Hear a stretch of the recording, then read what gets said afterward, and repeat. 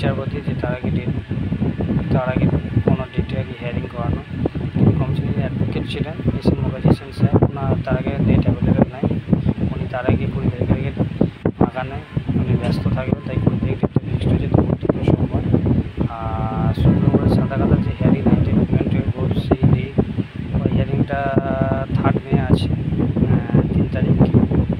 দেখা যাক যোগ্য অযোগ্য ব্যাপারটা সবাই যে বলছে কারা যোগ্য কারা অযোগ্য, কী অর্ডার হয়, কী হিয়ারিং হয়। আশা করছি যারা বঞ্চিত, যারা পিটিশনার, যারা আজ প্রথম থেকে শেষ পর্যন্ত লড়াইটা চালিয়ে যাচ্ছে, তারা সুফল পাবেন। সত্যের জয় হবে, বঞ্চিতের জয় হবে।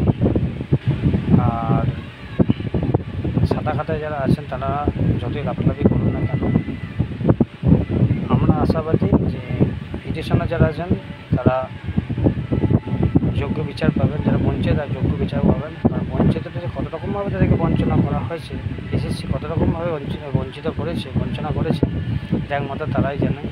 সাধারণ পাবলিক বুঝতে পারবে না, কারণ তাদের যে বঞ্চনা, তাদের যে কষ্ট একমাত্র যারা বঞ্চিত হয়েছে তারাই বুঝতে পারবে। সাধারণ পাবলিক এটা বুঝবে না।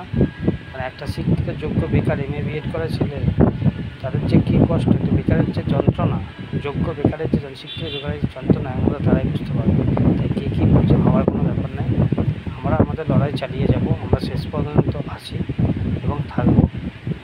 সত্যের জয় হবে এই বিষয়ে আমরা আশাবাদী। তো বাকিটা দেখা যাবে কী হয়। তো আমরা সকলেই এই চ্যানেলটির সঙ্গে থাকুন, সবাই চ্যানেলটি লাইক, শেয়ার, কমেন্ট ও সাবস্ক্রাইব করুন এবং নিয়মিত আপডেট পেতে চ্যানেলটির সঙ্গে থাকুন।